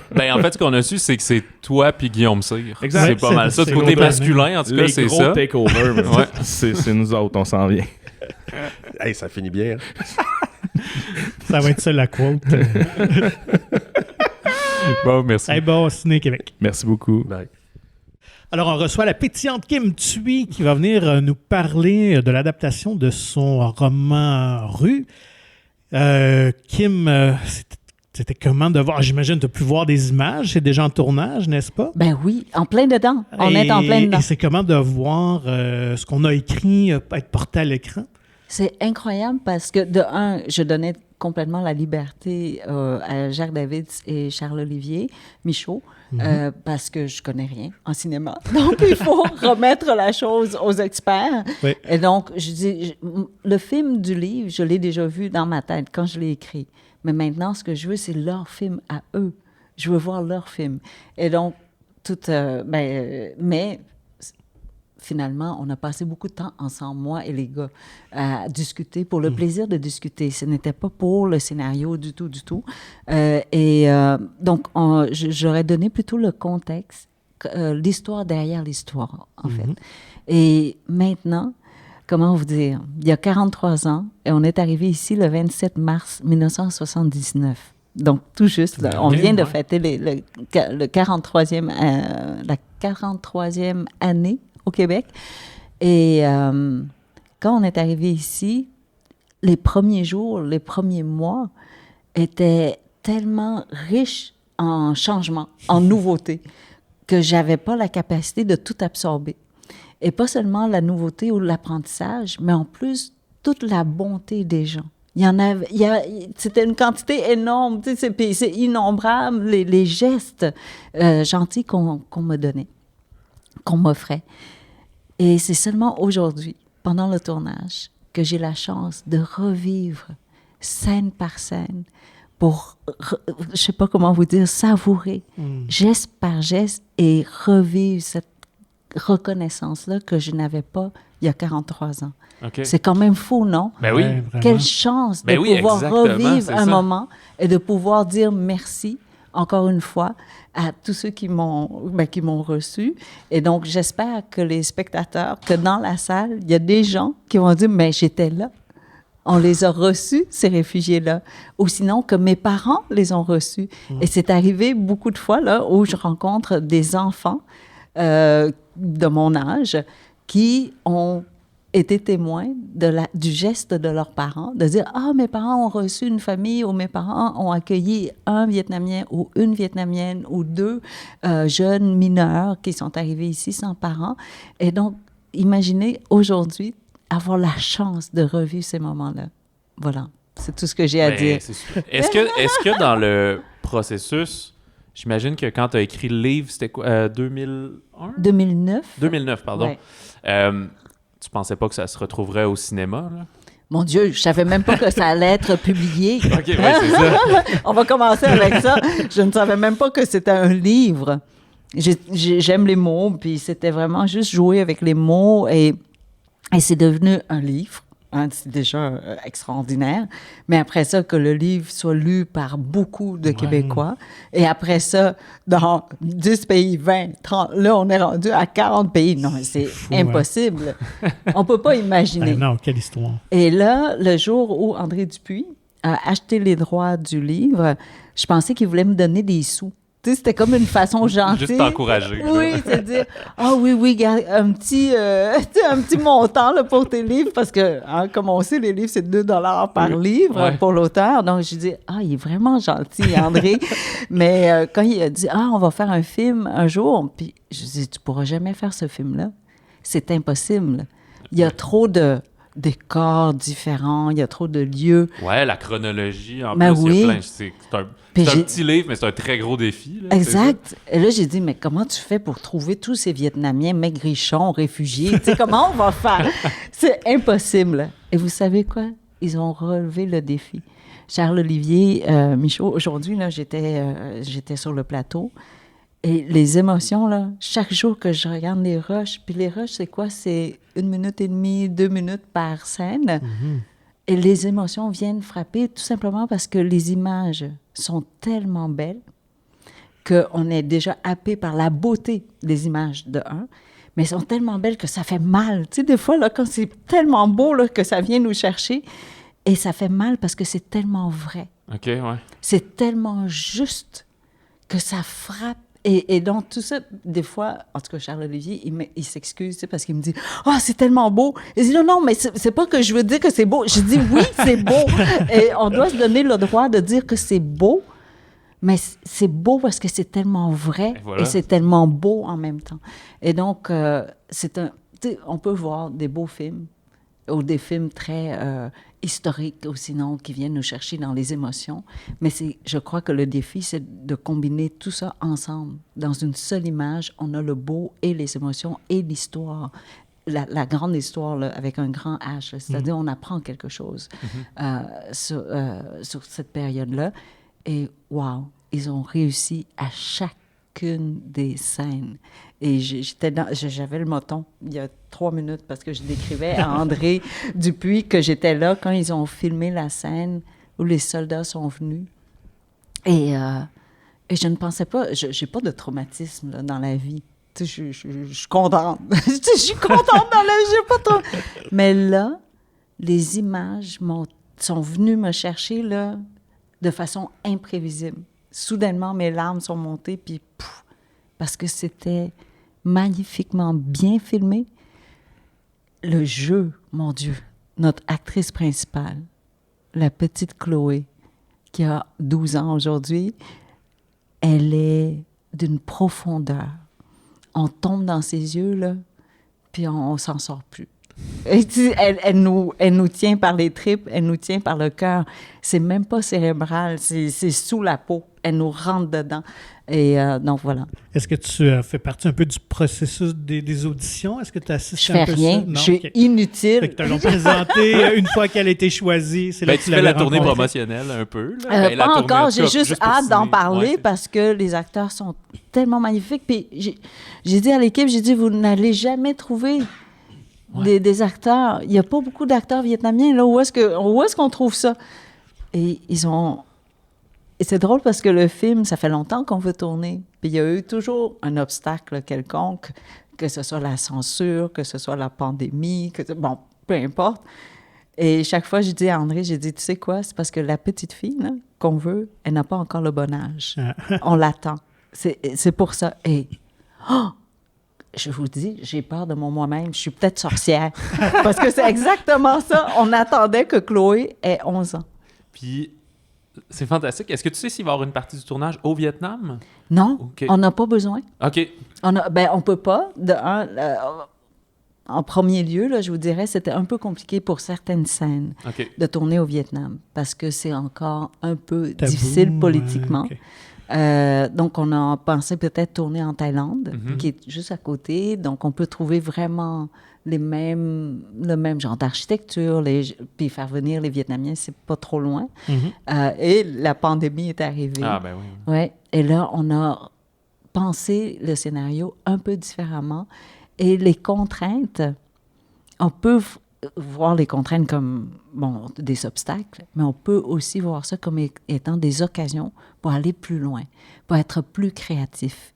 Et dans ce cas-ci, les gars, là, j'ai dit les gars parce que c'est Jacques David, Charles-Olivier et André. Je suis la femme. Il doit gérer la femme, là. Mais ils ont réussi à aller beaucoup plus loin que ce qu'on aurait filmé si on allait au Vietnam. Donc, le film d'aujourd'hui, pour moi, là, il est 100 fois meilleur que si on l'avait tourné au Vietnam. Puis... c'est fou, hein? Là, je vous révèle peut-être des secrets. Peut-être que je ne devais pas vous dire qu'on n'est pas allé au Vietnam. Ah, ben là, je sais pas. Je pense que c'est mais ce matin, c'était dans la maison familiale. Je suis rentrée, parce que c'était la première journée. Je suis rentrée, puis vraiment, j'ai eu une émotion tellement forte, là. J'ai dit, il faut que j'emmène mes parents. Ah ouais. Ah ouais, OK. Même la lumière, ils ont reproduit la lumière tropicale. Pas seulement ça, mais au Vietnam, il y a quand même beaucoup de particules de poussière parce qu'il y a beaucoup de soleil et les rues et tout ça sont un peu moins propres. Et Charles-Olivier s'en souvenait parce qu'il est allé. Puis il dit, pour pouvoir produire cette terre qui est moins limpide, moins, je ne sais pas comment vous dire, que nous, il fallait faire un peu de fumée puis un peu de poussière. Donc, il secouait du papier de toilette pour les rouleaux. Pour que ce soit des particules très, très fines dans l'air avant de tourner. Donc, il y a toutes ces particules un peu suspendues, mais un peu aussi déposées sur l'environnement. Vous imaginez les détails? Les papiers de toilette. Non, mais moi, je suis... Mais la magie du cinéma. Incroyable. Mais j'ai eu une émotion tellement forte parce que j'avais l'impression d'être de retour à la maison pour la première fois. Et j'ai pas encore demandé au plateau, mais j'ai dit, il faut que j'emmène mes parents. Absolument. Wow. Puis je crois que ça va les réconcilier avec une époque perdue, en fait. Ouais. Ouais. Donc, c'est très... Oh mon Dieu, je pleure tous les jours, c'est ça. Puis, t'avais pas envie d'avoir un petit caméo dans le film, un petit rôle muet? Ils veulent pas de moi. C'est ça. Ouais, ils veulent pas te gérer sur le plateau trop longtemps. J'ai voulu, j'ai proposé. J'ai dit, peut-être je peux être dans le bateau. Peut-être je peux être la vendeuse de quelque chose. Non. J'ai été écartée complètement. Donc, là, je lance la demande. Est-ce que c'est trop tard ou pas pour m'avoir? Donc, à découvrir sur nos écrans. Est-ce qu'on sait si c'est 2022 ou 2023 ou c'est encore... D'après moi, ça va être plus début 2023, probablement. En tournage, ah oui, c'est pas 20... Oh, bon, dans le fond... J'ai aucune idée. On est quoi, là? On est 22? Ouais, c'est ça. Je là, pense j'ai dit, pas que ça va être cet été, donc peut-être pas cet automne. Fait que d'après moi, ça va être plus l'hiver prochain. Mais à surveiller pour ceux qui ont adoré le livre de Kim Thuy, je pense que ça va être mais le film très belle adaptation. J'allais dire, le film est meilleur. Si même pas monté puis juste en rush, c'est incroyable comme tu le décris, avec la coloration, la musique, tout, on peut pas rater ça. Mais là, l'équipe a déjà dit là, que je pourrais pas être dans... Je peux pas aller voir le film. Je vais juste pleurer du début à la fin. C'est un écran d'eau devant mes yeux. Mais je crois que je ne suis pas la seule. L'équipe au complet. Et quand on leur parle, on voit que c'est vraiment, là, pour eux, c'est un projet, c'est pas du travail seulement. Il y a un amour dans les détails, vous n'imaginez pas, pour chaque département, là, que ce soit les vêtements, de faire la robe vietnamienne exactement de l'époque et non pas la coupe d'aujourd'hui, les petites étiquettes de mon école de l'époque. Ah oui. Non, oui! Oh! Mais oui, je me suis vue! Bon. Merci pour cet entretien et bon Ciné Québec à vous, Kim Thuy. J'ai très hâte que vous voyez ça. Je vois les rushs, là. J'étais allée une fois au tournage, mais tu sais, moi, là, je veux pas être la fille qui va amener la COVID sur mon plateau de tournage avec moi. J'étais comme, moi, je vais pas là. Mais on m'envoyait les rushs à tous les soirs, puis je regarde ça avec mon chum. En ce moment, c'est comme notre série télé préférée, qu'on regarde les rushs. C'est tellement... je capote sur ce qu'ils sont en train de faire. Même des fois, mon chum, il a les larmes aux yeux. Wow. Là, moi, j'aime vraiment ça, ce qui s'est dit. Fait qu'on va le garder. Fait que ce que vous venez d'entendre, c'est la voix de India Desjardins qui est avec nous pour parler de... Mon chum va dire, pourquoi tu dis que j'ai les larmes aux yeux? Mais c'est vrai. Nous, on le nommera pas. Les gens feront leur recherche s'ils veulent voir c'est qui ton chum. Il est connu, Jeff. C'est correct d'avoir les larmes aux yeux et de laisser exprimer ses émotions. Mais justement, parce que 23 décembre est un film de Noël et comédie romantique peut-être, ou sur l'amour en général? Non, c'est vraiment un film de Noël. OK. Et c'est assumé, là. Oui, il faut dire qu'India, pour ceux qui la connaissent pas, c'est une grande fan de films de Noël, de films Hallmark et tout ça, là. Donc, je pense que c'était un rêve, là, d'écrire un film de cette... C'était vraiment un rêve d'écrire un film de Noël québécois. Je trouve qu'il n'y en a pas beaucoup. Et c'était un rêve d'écrire un film de Noël avec des personnages féminins forts. Parce que si tu regardes dans le répertoire de classiques de Noël, souvent, les personnages principaux, c'est des gars. Donc, si tu regardes Christmas Vacation, Home Alone... même Elf. Ouais. Bon, c'est des gars. C'est des gars qui vivent les aventures de Noël. T'as The Holiday de Nancy Meyers, que moi, j'adore, personnellement. Ces deux personnages féminins parlent rarement ensemble, hein? Donc ça respecte pas le test de Bechdel. Vous savez, c'est quoi le test de Bechdel? J'ai oublié. C'est que deux personnages féminins doivent être nommés, premièrement, avoir des noms de personnages et doivent se parler au moins une fois ensemble dans le film d'autre chose que d'un gars. Puis là, dans The Holiday, ils parlent ensemble, mais ils parlent du frère d'un des personnages. Donc ça... Mais c'est pas grave. Mais la résultante du test, si t'as ça, c'est que ça devient quoi, un film... pas féministe, là, mais... c'est juste... En fait, ça sert juste à observer que souvent, les personnages féminins sont sous-représentés. Accessoires, quasiment. Exactement. Et quand tu veux voir des personnages féminins dans un film de Noël, il faut que tu te diriges vers les films Hallmark, mais souvent, dans les films Hallmark, c'est l'histoire d'une fille qui doit quitter sa carrière dans une grande ville pour aller faire des biscuits dans un village de Noël. Donc, moi, j'avais envie de personnages féminins qui n'étaient pas obligés de quitter leur carrière, donc qui ont vraiment des belles carrières, puis qui vivent des choses dans le temps des fêtes. Et là, ça se passe sur une seule journée, qui est le 23 décembre. Et j'avais envie de faire un film qui était un chassé-croisé. Donc, si on cherche, mettons, des films de chassé-croisé qui se passent à Noël, il y a Love Actually, qui est une référence. Bien sûr. Donc, j'avais envie de faire un peu ce genre-là, là. Plusieurs petites histoires, plusieurs personnages dont le destin vont s'entrecroiser à cause d'un événement inattendu. Et j'avais envie que ça se passe au Québec. C'est quoi nos Noëls au Québec? On a toutes des familles, en tout cas moi, des familles recomposées, des parents divorcés. Il faut qu'on aille aux quatre coins du Québec en pleine tempête. Ouais, ça finit plus. On fête Noël 4-5 fois. On fête Noël 4-5 fois. On mange. Puis là, il y a la pression. Puis moi, j'ai basé mon film. Le thème, c'est, tu sais, la fameuse phrase qu'on se dit là, dans le temps des fêtes quand on est bien stressé. Là, on va arriver à Noël en même temps que tout le monde. Tu sais. Puis là, c'est pour ça que ça se passe le 23 décembre. C'est on va arriver à Noël en même temps que tout le monde. Puis là, c'est les personnages c'est la course folle pour arriver à Noël. Puis on est la journée, là, la date limite, le 23 décembre, juste avant le 24 qui commencent les vacances. J'ai lu que ça a été quand même très long, l'accouchement de ça. Ça a pris 10 ans. Exactement. Est-ce que ça t'a dû être découragé par moment? Est-ce que tu as songé à l'abandonner ou tu y revenais toujours quand même? Très souvent. Ouais. En fait, en 2011, j'ai vécu un Noël qui a été complètement chamboulé par le malaise cardiaque de mon beau-père, le mari de ma mère.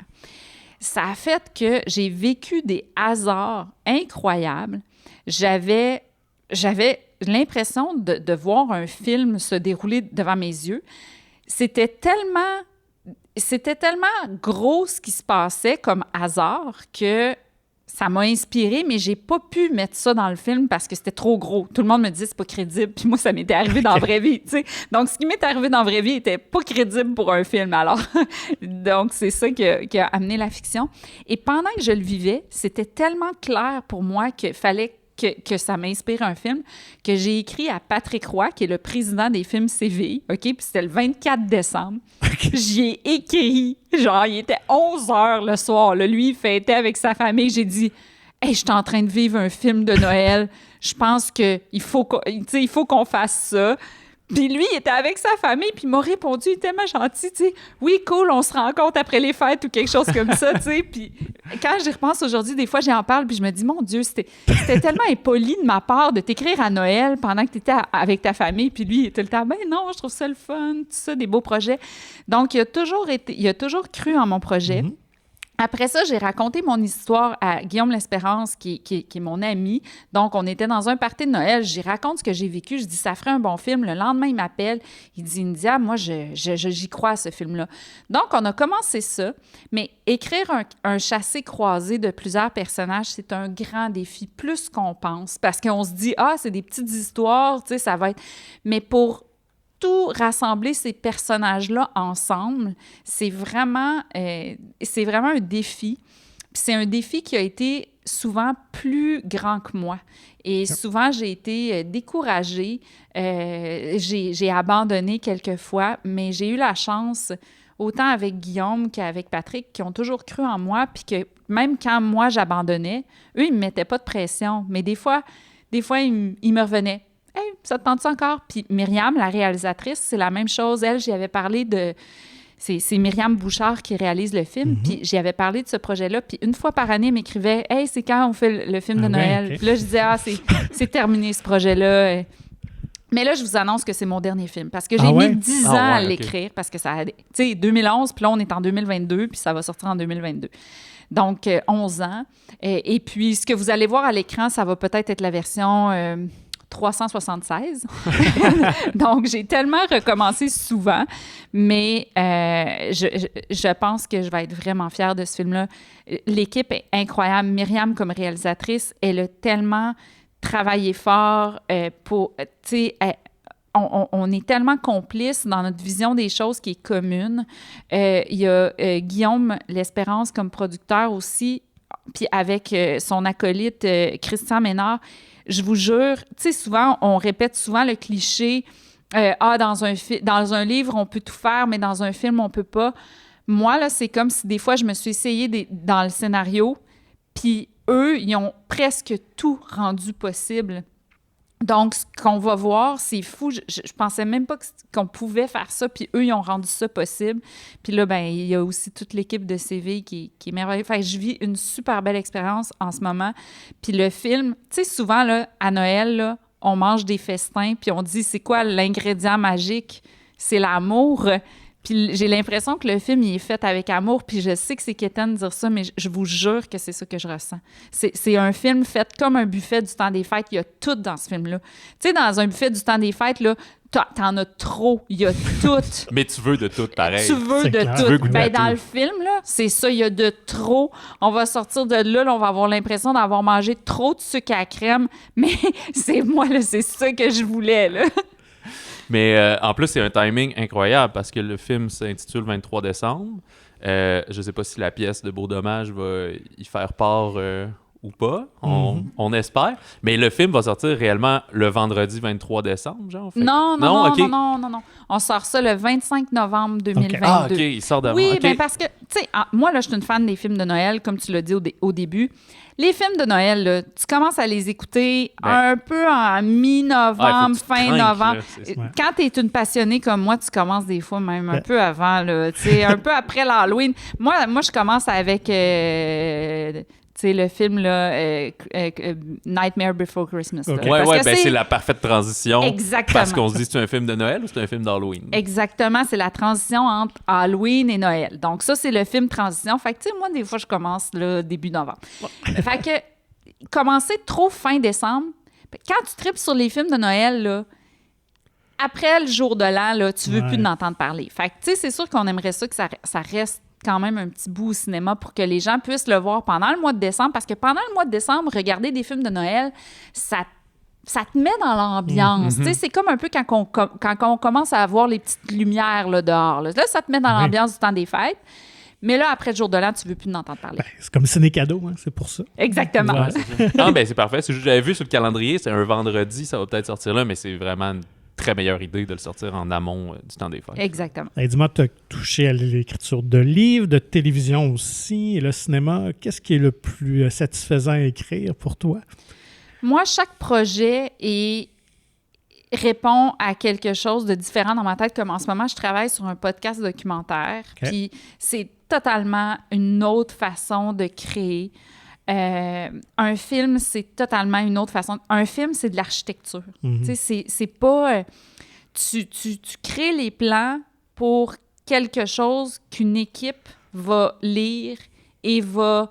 Tu sais, comme même là, pour 23 décembre, là, la réalisatrice, ça me faisait écrire, bon, ici, là, comment tu veux que le personnage soit habillé? Comment tu imagines ça? Puis j'étais là, mais faites ce que vous voulez. Elle dit, non, ça nous prend le détail pour que l'équipe puisse vraiment concrétiser ce qu'il y a dans ta tête.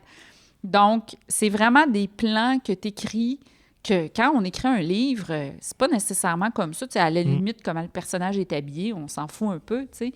Donc, pour moi, c'est ça, c'est vraiment comme des plans d'architecture. Puis tu sais, c'est une autre forme de création qui est presque plus technique qu'un livre où là, tu peux aller vraiment dans l'intériorité des personnages, puis tout ça, tandis que dans un film, il faut que tu fasses comprendre l'intériorité en images. Mhm. Donc, c'est totalement des parties. Donc, je ne sais pas s'il y a quelque chose de plus satisfaisant ou de moins satisfaisant, mais c'est vraiment différentes affaires. Mais il y a plus de pression avec un film parce que Il y a de l'argent impliqué. beaucoup d'argent, il y a, tu sais, bon, ça va dans des salles, on ne sait pas, tu sais, est-ce que les gens vont y aller, vont pas y aller, tandis qu'un livre, à la limite, si ça passe inaperçu, tu fais semblant que tu ne l'as pas fait. Puis, tu siffles un petit peu en te promenant dans une librairie, puis tu fais « Bon, d'accord, celui-là, il n'a pas marché, on passe à un autre. » Ouais, puis à la limite, je connais moins le monde littéraire que vous, mais la durée de vie est peut-être un peu plus longue, elle peut être presque éternelle, là, tu sais, si on veut, tandis qu'au cinéma, c'est ton timing. Tu sais, là, un film de Noël, le timing de Noël est là tout le temps, là. Mais des fois, il y a d'autres... Tu type de film, c'est comme, ben désolé, la fin de semaine qui est sortie, il pleuvait. Fait que, c'est l'inverse, il faisait trop beau, personne n'est allé, puis... Exactement. Je me souviens, quand on sortait Les Aurélie, les 2 films sont sortis à peu près vers le mois d'avril, puis notre plus grande peur, c'était qu'il fasse beau pendant ce week-end-là. Tu sais, quand là, c'est rendu que t'es stressé qu'il fasse beau... c'est vraiment... c'est difficile, là. Hey, on parle pas souvent des producteurs, mais il faut avoir les reins solides, ou je sais pas si c'est pas de la bonne expression, mais il faut être fort pour assumer tous ces risques-là tout le temps. C'est énormément de stress, puis c'est quelque chose qu'il faut s'enlever parce qu'on n'a pas de contrôle là-dessus. Nous, on a le contrôle de faire le meilleur film possible, puis après ça, ben c'est plus dans nos mains, puis là, en plus, on a la difficulté supplémentaire qu'on est en pleine pandémie. On ne sait pas si le film, quand il va sortir, il va avoir une autre vague. On ne sait pas si, après 2 ans de pandémie, les gens ont perdu l'habitude d'aller au cinéma, puis s'ils vont avoir envie d'y retourner. C'est toutes des impondérables qu'on ne contrôle pas, puis c'est vraiment difficile de ne pas se laisser envahir par ce stress-là. Ben, en tout cas, on souhaite que le 23 décembre devienne notre Love Actually québécois. Ça serait super le fun. C'est drôle, hein, parce que quand Love Actually est sorti, il y a eu des très mauvaises critiques. Puis moi, j'étais déçue de ça parce que moi, je l'aimais, ce film-là. Puis là, c'est rendu... On dirait que les gens ont accepté que c'est un genre en soi, le film de Noël, puis qu'on peut le prendre pour ce que c'est, puis triper avec ça. C'est comme l'ultime feel-good. Même s'il y a des petites mini-histoires qui sont pas si positives que ça, même... c'est ça, là. C'est pour l'humour se sentir britannique bien, a quand même là, un petit humour là, malaisant souvent dans leurs films. C'est pour ça que moi, d'ailleurs, j'aime cet humour-là. Mais quelle scène de fin! Avec les pancartes, Love Actually. Ouais. Moi, je trouve que ça a un peu mal vieilli, mais ce film-là, je vais toujours l'aimer. Puis les choses qui ont plus mal vieilli, je les regarde avec une certaine distance. Ben oui. Mais pour moi, les classiques, ça reste comme Scrooged. C'est un de mes classiques du temps des fêtes avec Bill Murray. Qui est noir aussi. Ça a extrêmement mal vieilli parce qu'à la fin, il y a un gars qui arrive avec un fusil. Il menace de tuer ses collègues de travail. Ça passerait plus du tout aujourd'hui. Puis ils veulent le refaire. Puis je suis là, non, c'est un sacrilège refaire ce film-là. C'est un chef-d'œuvre. Mais on pourrait plus jamais le faire comme ça. Mais moi, dans mes valeurs, je suis capable de reconnaître certaines choses qui ont mal vieilli, mais continuer d'aimer quand même. Mais prendre une distance avec les parties qui ont mal vieilli, puis me dire, je le contextualise pour cette époque-là. Eh bien, merci beaucoup pour ce temps précieux. On va apprécier l'été, mais on a quand même très hâte au mois de novembre pour voir ton film. J'espère que vous allez l'aimer. Merci. On est très heureux d'être avec Catherine Chabot qui vient nous parler de Ligne de fuite, qui auparavant était une pièce de théâtre que tu as écrit et dans laquelle tu jouais. Oui, dans laquelle il y avait Léane Labrèche d'Or et Victoria Diamond aussi qui étaient dans la pièce, qui sont aussi dans le film. Ça, c'était-tu un inconditionnel pour toi, tu sais, qu'elle fasse le saut dans le film? En fait, tout le monde a passé des auditions. C'est sûr parce que c'est pas le même médium, c'est pas la même chose, c'est un autre objet complètement. On est vraiment dans deux objets complètement différents. Le théâtre, le cinéma, on le sait à la base, on est pas en même place. Oui, il y en a qui c'est joué gros, puis l'autre c'est joué subtil. Oui, il y a ça, il y a le niveau de jeu, mais il y a aussi, est-ce qu'on dégage, est-ce que ça fonctionne avec le personnage? Parce que la pièce a été, c'est librement inspiré de la pièce, mais il y a eu beaucoup de travail de réécriture qui a été fait. En fait, l'écriture du scénario nous a permis d'aller vraiment en profondeur dans les enjeux des personnages. On arrive à mieux les comprendre. On a des moments d'intimité parce que dans la pièce, c'est un huis clos.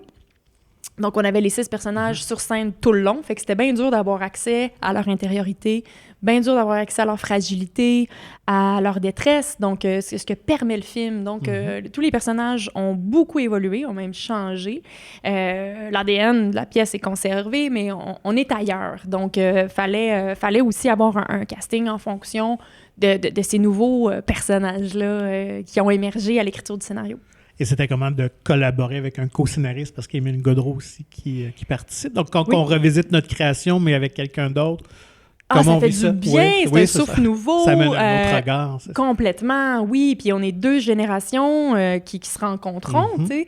Donc, pour ça, c'est vraiment... C'était une grâce, là, parce que Émile, ça a été un coup de foudre artistique sur Menteur. Et depuis ce temps-là, on se suit beaucoup et puis on travaille ensemble. On a vraiment la même façon de travailler, la même façon d'être pointilleux sur la moindre petite affaire. On travaille bien fort, tout le temps, non-stop. La journée où j'accouchais, on continuait de travailler là-dessus, là, tu sais. Fait qu'on on est bien freak, les deux. Fait qu'on a la même éthique de travail. Fait que c'est un partner de rêve, là, tu sais. Ça nous gosse pas, inversement, de s'envoyer des courriels à 21h30 le soir. Est-ce que là, tu joues dans le film également? Tu reprends le même rôle? Oui, je reprends le même rôle, mais T'es-tu passé en audition? je me suis pas passée en audition. Mais t'as-tu passé d'autres mondes pour le même dit rôle ou c'était sûr que tu C'était un le peu faisais? sûr que je le faisais parce que le personnage a évolué beaucoup de la pièce au film. Puis c'est beaucoup basé sur un personnage qui me ressemble. Tu sais, c'est un personnage bien anxieux. Et puis, j'ai fait l'expérience de certains épisodes. Donc, non, c'est un personnage qui a la même énergie que moi, si on veut. Fait que c'est sûr que j'ai écrit en pensant à moi. Fait que, évidemment, comment les répliques sortent et tout ça, c'est sûr que... À l'écriture, j'entendais les acteurs aussi. Fait que, tu sais, c'était le fun de pouvoir écrire pour ces acteurs-là chéris, que j'adore. Je les entendais dans ma tête, tu sais. Fait que ouais. C'est ça. Et puis, tu portes également un autre chapeau. Tu co-réalises aussi Oui. le film. Alors, est-ce que c'est vraiment une première expérience pour toi derrière la caméra ou tu avais déjà fait peut-être des courts-métrages ou des choses avant? C'est une première expérience pour moi derrière la caméra. Okay. En fait, c'est vraiment comme un genre de bel accident du hasard de m'être retrouvée là parce que justement, je suis avec l'extraordinaire Myriam Bouchard qui a énormément d'expérience derrière la cravate et donc elle m'a vraiment, elle a vraiment saisi mon univers, tu sais, puis c'était comme un peu une condition sine qua non, tu sais, de faire le film. Fallait que je sois là pour ramener des éléments de la génération, parce que c'est vraiment le portrait d'une génération, si bien que ça touche tout le monde. Je veux dire, Myriam comme Émile, je veux dire, il y a pas d'affaire de clash de génération. On était vraiment tous dans le même track, on voyait toute la même affaire, puis on fonçait directement. On allait à la même place. Il n'y a aucun clash à ce niveau-là, là, mais ce que je veux dire, c'est que vu que c'était comme... Je l'avais porté déjà pendant quelques années, ben le fait de... on dirait qu'il y avait comme l'esprit qu'il fallait qu'il soit gardé. Puis donc, c'est là que je me suis retrouvée. Est-ce que la proposition est venue rapidement ou c'est en cours de route? À un moment donné, ils ont dit hey, « ce serait le fun que tu co-réalises ». Dès le départ. Dès le départ, OK. Ouais, on est sorti... Émile, en fait, est sorti de la pièce puis il a dit « Là, Catherine, il y a un film là. On va voir Denise avec ça. Il faut faire un film avec ça. Puis tu le co-réalises. Okay. Ça, c'est sûr. Il faut que tu le co-réalises. » Puis je dis « non, je sais pas quoi. Je sais pas je vais faire avec ça. Non, pas du tout. Non, mais je vais réfléchir. » Fait que finalement, ben c'est ça. C'est une expérience très, très formatrice, extraordinaire. Et j'ai une équipe de rêve qu'on ne peut pas rêver de mieux, là, tu sais. Fait que je suis bien chanceuse d'avoir été accompagnée par les grands du cinéma québécois. Est-ce que ça te donne envie d'écrire autre chose directement pour le cinéma, peut-être? J'aime beaucoup cette forme-là. J'aime beaucoup... j'aime bien ça, écrire des dialogues, en fait. C'est ça que j'aime faire, tu sais. Fait que peut-être, éventuellement, on sait pas trop c'est quoi la suite des choses. T'es pas obligé de dévoiler des plans secrets. Non, mais tu sais, j'ai des rondes allumées, mais en même temps, tu sais, j'ai commencé à travailler, ma fille avait 3 mois, fait que là, on va passer du temps avec elle. Puis tu sais, j'ai pas vu la pièce malheureusement, j'ai très hâte de voir le film. Est-ce qu'il y a d'autres films qui vous ont inspiré? Je sais que Francis Leclerc, par exemple, il travaille beaucoup comme ça, en allant voir des films qui ressemblent à ce qui voudraient que ça ressemble, mettons, Ouais. pour s'inspirer mais sans copier. Est-ce que c'est une méthode que vous avez utilisée, Myriam et toi, ou pour dire, OK, comment je peux faire un huis clos qui n'a pas l'air d'être la pièce de théâtre non plus, là, Ouais, qui n'a pas l'air en d'une pièce fait, de théâtre filmée. Puis... C'est ça, on voulait pas faire ça. Puis à la base, il a vraiment fallu éclater le huis clos. Là, il existe en partie à quelque part dans le film, mais il a vraiment fallu éclater ça pour que ça devienne une virée montréalaise. Ça devient vraiment comme une soirée festive. On passe d'un point A à, on se promène dans la ville, il y a un bout au karaoké. Fait que Ce qu'on rêve depuis 2 ans, finalement. Exactement, on rêve d'aller chanter du Marjo bien chaud. Mais non, c'est ça. C'est sûr que les pièces de huis clos comme Carnage, Le Prénom, eux autres ont été vraiment repris tels quels au cinéma. Là, même le dîner de con. Le dîner de con, oui, évidemment. Fait que c'était pas ça qu'on voulait faire, mais il y avait quand même comment dynamiser, mettons, la dernière partie du film où on est un peu plus avec les personnages dans une discussion. Là, on a une quarantaine de minutes qui se passent dans le huis clos. Okay. Comment dynamiser cette affaire-là, ça, on s'inspirait un peu de ça, mais c'est sûr que, il y a vraiment une influence des films de Jean-Pierre Bacri. On s'entend, il y a quelque chose de... Il y a quelque chose du film français parce que ça jase. Ouais, il y a un peu de ça avec une petite touche de magie là, que je révélerai pas. Là. Petite touche d'effets spéciaux à quelque part. Okay. Oh lali! Il y a bien des trucs qui n'étaient pas à la pièce de théâtre du tout. Donc ouais, c'est ça. Comment dynamiser le flow de la parole, en fait. C'était ça qu'on cherchait à faire. Puis en co-réalisation, est-ce que une de vous deux s'occupait vraiment, exemple, du jeu des comédiens ou c'était vraiment une alchimie entre les deux, puis comment ça se passe? Avec Myriam, il y a eu une belle symbiose tout de suite. Oui. On s'est entendu. Elle proposait des affaires qui étaient dans mes notes d'intention aussi, comme réalisatrice. Fait qu'on était vraiment sur la même longueur d'onde dès le début. Puis, fait qu'on a tout fait à 4 mains. En pré-prod, on a tout fait à 4 mains. On aime bien dire qu'on était un dragon à 2 têtes. Fait qu'on a vraiment tout fait ensemble. On a même fait des répétitions avec les acteurs pour les gros chunks. Fait qu'on a dirigé les acteurs en répète. Au moins, on a eu une semaine de répète avant que le film commence. C'est un beau luxe qu'on a pu avoir. Fait qu'on a pris ce temps-là qui est vraiment important parce que c'est un film d'acteurs. C'est un film de performance d'acteurs. Il y a une grosse décharge, fait qu'il faut être là, puis il faut avoir le timing. Fait qu'on l'a travaillé beaucoup, beaucoup en amont. Puis évidemment, sur le plateau, ben c'est sûr que c'est Myriam qui était la chef d'équipe. Puis, c'est sûr qu'au niveau du jeu, moi, j'avais 3 chapeaux en même temps. Là, j'écoutais à la fois les dialogues, c'est ça, à la fois c'est la bonne réplique. C'est ce mot-là qu'il faut dire. C'est-tu comme ça qu'il faut le dire? Puis après ça, je me disais, OK, mais comment il faut que moi je réagisse à ce temps-là? Fait que, il y avait quand même là, le cerveau qui était comme séparé en 3. Ça fait des grosses journées. Ça fait des mots de tête. Puis là, j'arrivais chez nous, puis là, je voulais voir ma fille. Fait que là, elle m'attendait pour le bain. Fait que là, à 8h30, c'était tout ça. Mais non, c'était super cool. Puis non, ça a été vraiment formateur. Mais oui, le cerveau il était quand même multitask au moment du tournage. Mais on avait tout fait le découpage ensemble avec Stéphanie Weber-Biron, notre DOP. Fait que, tu sais, on avait fait le travail en amont. Fait que, en arrivant sur le plateau, il y a eu des libertés qui ont été prises et tout. Là, c'était pas figé on le sait comment c'est. C'est jamais comme on pense que c'est, tu sais. Mais oui, on allait se parler... on allait se parler dans le background. Ah, c'était l'affaire, me semble. Fait qu'on était en grande collaboration. Parfait. Ben, merci beaucoup, oui, Catherine. Merci, tu m'as dit c'est 21 juillet? 6 juillet. 6 juillet, pardon. 6 juillet que ça sort. Fait que dans quelques mois. Pour Ligne de fuite. Alors, merci, Catherine. Merci à vous autres, les gars.